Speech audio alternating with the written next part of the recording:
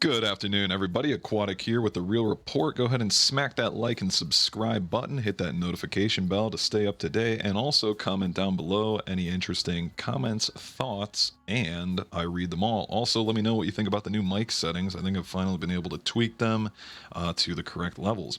Anyway, guys, again, it's the Real Report. Let's hop into it. As Taiwan warns Chinese, quote, maritime and aerial blockade is ensuing. Pelosi says the real issue is that, well, she's a woman. China's government issued an alert telling commercial airlines to avoid airspace near Taiwan as it kicked off live military drills that essentially choked off maritime areas surrounding the island.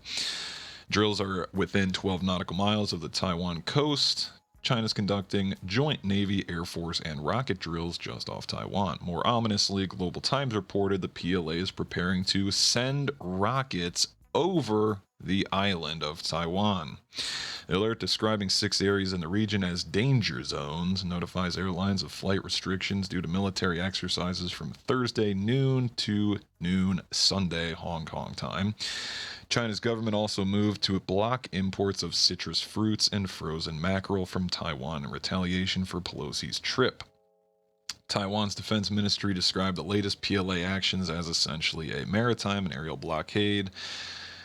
Also observed 48 Chinese military aircraft, mostly fighter jets, have now buzzed Taiwan over the past 2 days. Taiwan's defense ministry is having crossed the median line, which it should be recalled. Chinese state mouthpiece for Global Times said that ceases to exist. Here you got the chart. Chinese air incursions into Taiwanese buffer zone spike, and Taiwan's defense ministry charged Beijing with, quote, violating international law and Taiwan's sovereignty.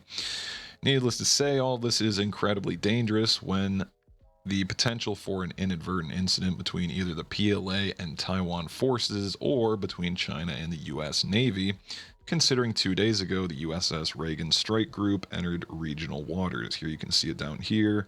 Here's the Chinese, and up here is the USS Tripoli. Going down into the article, they just mock Pelosi for playing the woke victim and questioning her own sexuality, while the Taiwanese people are practicing emergency bunker drills as they face down the possibility of serious Chinese military aggression.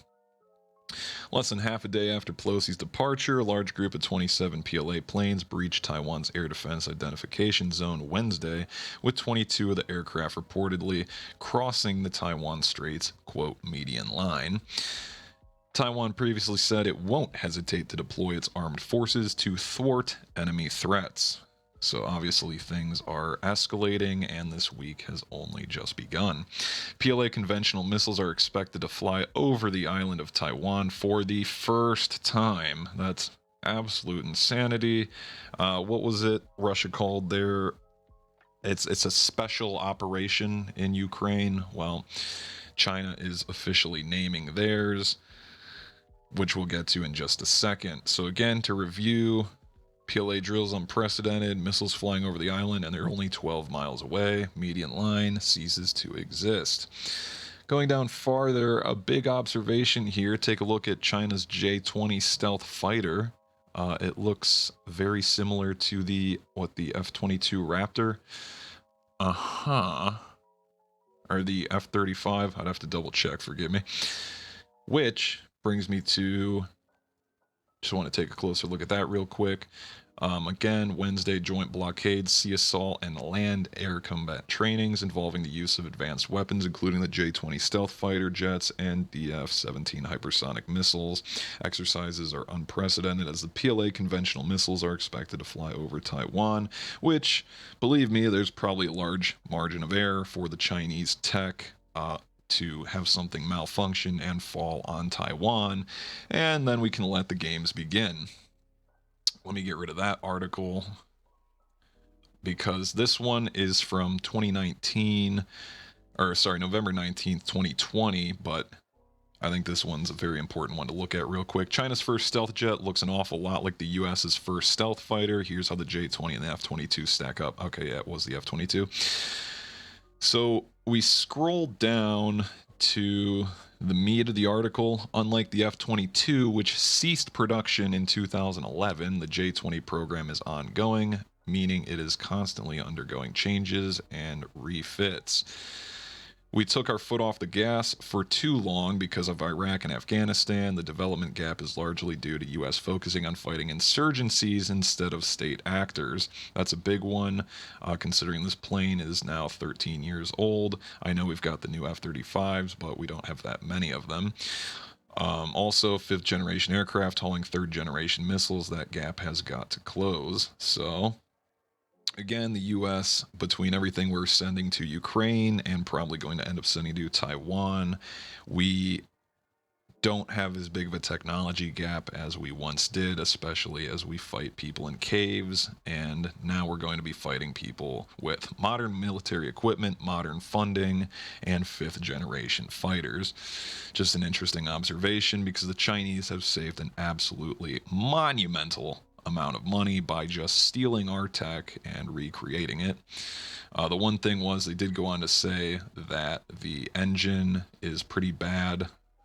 In addition, long-range missiles, it's somewhere in here. They had to use the Russian engines, but they've finally built their own, so that's only going to continue to improve. So back over to the ZH article, U.S. Speaker Pelosi said there's bilateral support for Taiwan in the U.S., and her visit is a reminder of the bedrock promise America to always stand with Taiwan, which, cue the fire, because reporter at the White House, you keep telling us the United States does not support an independent Taiwan. Speaker Pelosi actually states America stands with Taiwan, which I just read to you guys, while Kirby says, I'll let the speaker speak for herself, but we do not support Taiwan independence.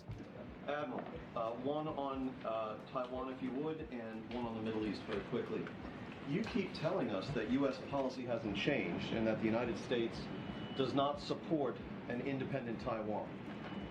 And yet, if we look at what Speaker Pelosi tweeted from the ground in Taiwan, her post actually states, quote, America stands with Taiwan. We all know that Taiwan harbors ambitions toward independence. Listen to this. The House says we stand with Taiwan, America stands with Taiwan. How can the Chinese construe that as anything else but that you're supporting independence? I'll let the speaker get a load of this. Speak for herself. Insanity. All I can tell you, James, is what I told you yesterday, and I'm happy to repeat it. Nothing has changed about our adherence to the One China policy. Nothing has changed about our stance on Taiwan independence, which is that we do not support Taiwan independence. And nothing has changed, James, about our commitments and how seriously we take those commitments under the Taiwan Relations Act. Everything is consistent, James. I can't say that any more clearly. It's probably the fifth time I've watched it, and it's still funny. Oh, God, again, he just said that, and Pelosi just said, bedrock promise America to always stand with Taiwan. Our relationship is ironclad, Pelosi told them. Oh, guys, absolute clown world insanity, unprecedented. Cue the fire. China suspends Taiwanese imports and halts export of sand to Taiwan. You guys are probably wondering, why do we care about sand? Well, I'm going to tell you in just a second. China suspended the import of citrus fruits, some fish products from Taiwan, and here's the biggest problem, the export of natural sand to the island. You're probably thinking, aquatic, man, why the hell do I care about sand? Well, global high purity quartz and the sand market. Get a load of this. High purity quartz sand market is expected to be worth $3.4 billion in 2022. And why is that important? Because rising demand for high purity quartz sand may be attributed mostly to the semiconductor sector, you know, the thing we're having a shortage with. Over the last 5 years, demand for high purity quartz sand has virtually tripled. In the semiconductor sector, there are no replacements for high purity quartz sand, ensuring long-term market development. Global market for high purity quartz sand to expand 1.7 times from 2022 to 2032. Asia Pacific poised to dominate the global market, yielding 55% market revenue. By application, it's for solar energetics is the most lucrative. Application in semiconductors to account for 22% revenue, providing a money opportunity worth over 600 million, which we hop on into an article that's from 2020. High purity quartz, also referred to as quartz, is a very important material across electronics, semiconductors, lighting, and solar PV industry. Excellent thermal and mechanical properties, and enables application across the semiconductor, fiber optics, solar, and the lighting industry.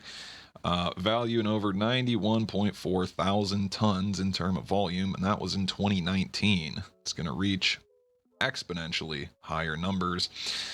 Key takeaways in terms of applications: semiconductor segment held the dominant position in the global high purity quartz market in 2019, accounting for 52% of the market share in terms of value, followed by solar lighting application. High purity quartz crystals, generally 99.99% purity, are used for semiconductor applications. Rising demand for electrical and electronics will further drive demand for semiconductors as well as high purity quartz crystals. For instance, May 2020, talking about Taiwan Semiconductor Manufacturing Co., which is the world's largest electronics chip manufacturer in Taiwan, needs this to make their semiconductors and chips. Asia Pacific is expected to hold dominant position, accounting for 58.7% share in the global high purity quartz market. Absolute insanity. Just one more thing that we're going to have to deal with, again, as the export of natural sand to the island is halted. Again, you can take a look at those articles titled Global High Purity Quartz Sand Market. Do some research. Very important. Ukraine war, we're going to touch base on this and wrap it up. Ukraine war, Russia accuses U.S. of direct role in the Ukraine war. Finally, this article is from the last 21 hours. Russia has accused the U.S. of direct involvement in the war in Ukraine for the first official time. Spokesperson for Moscow's defense ministry alleged the U.S. was approving targets for American-made HIMARS artillery used by Kiev's forces. They said they intercepted calls between Ukrainian officials revealing the link. BBC could not independently verify this, and Russia has accused Washington of fighting a proxy war in Ukraine, which isn't really an accusation. That's just a blatant fact. Spokesperson for the Pentagon said it provided the Ukrainians with detailed, time-sensitive information to help them understand the threats they face and defend their country against Russian aggression. HIMARS rocket system can launch precision-guided missiles at targets 45 miles away, far further than the artillery the Ukraine previously had. They said, quote, "It is the Biden administration that is directly responsible for all rocket attacks approved by Kiev on residential areas and civilian infrastructure facilities and settlements of the Donbass and other regions that caused mass deaths of civilians." So things definitely escalating on that front. Keep a very close eye out because we are moving more equipment, more planes, etc. into Poland. We're obviously buffing the NATO influence in the region and shipping more troops overseas. So granted, the news isn't talking much about Russia, Ukraine currently. All the buzz is right now on China, Taiwan, but don't miss it because we can easily get a left hook to the jaw from Russia in any of the surrounding countries over there. Anyway, guys, that's the real report. Go ahead and smack that like button for me. Really, really helps me out. You guys have no idea. And I'll see you guys in the next one.